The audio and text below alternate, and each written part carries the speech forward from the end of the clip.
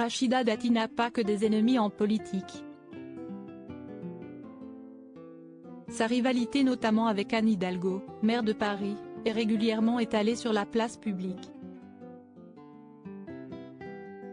Dans son parti, les Républicains, la maire du 7e arrondissement de Paris reste une figure incontournable, réputée pour son franc-parler. De là à être courtisée par la Macronie, Rachida Dati a toujours refusé de franchir le Rubicon, même si, par exemple, elle entretient de bonnes relations avec Brigitte Macron. En revanche, avec Emmanuel Macron, une certaine distance existe. Il est président de la République, c'est pas mon pote, a-t-elle indiqué sur le plateau de Quotidien, sur TMC, ce jeudi 9 février. Mais, Rachida Dati a connu Emmanuel Macron bien avant qu'il ne rentre à l'Élysée. Il était très proche d'un ami à moi, Jean-Pierre Jouyet. Ça m'est arrivé de le rencontrer, de le croiser plusieurs fois en dînant chez Jean-Pierre Jouyet. Ou ensuite lorsqu'il est devenu ministre de l'économie, a-t-elle raconté à Yann Barthès.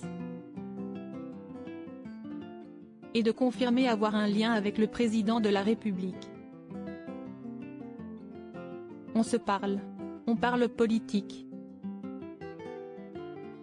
Je lui dis ce que je pense, a-t-elle répondu avec franchise, tout en précisant que ces échanges ne sont pas si réguliers que ça.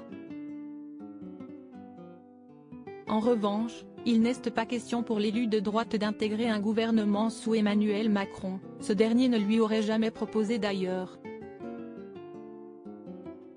Rachida Dati, retour sur ses 15 ans de vie politique. Rachida Dati et sa relation avec Nicolas Sarkozy. Rachida Dati et Emmanuel Macron ont un point commun, tous deux apprécient et sont appréciés de Nicolas Sarkozy. La maire LR ne manque pas de dire sa façon de penser à celui qu'il a nommé garde des Sceaux en 2007. Et pour cause, depuis, leurs divergences politiques se sont creusées. Preuve en est le soutien accordé par l'ex-président de la République à Emmanuel Macron en 2022. Il a fait un choix face aux extrêmes, a noté Rachida Dati sur le plateau de Quotidien. Pendant la campagne présidentielle, il a exprimé ce qu'il pensait de la droite, ce que devait être la droite. Il a eu des échanges avec Valérie Pécresse. Par moments, elle n'a pas vraiment suivi ce qu'il avait à lui dire.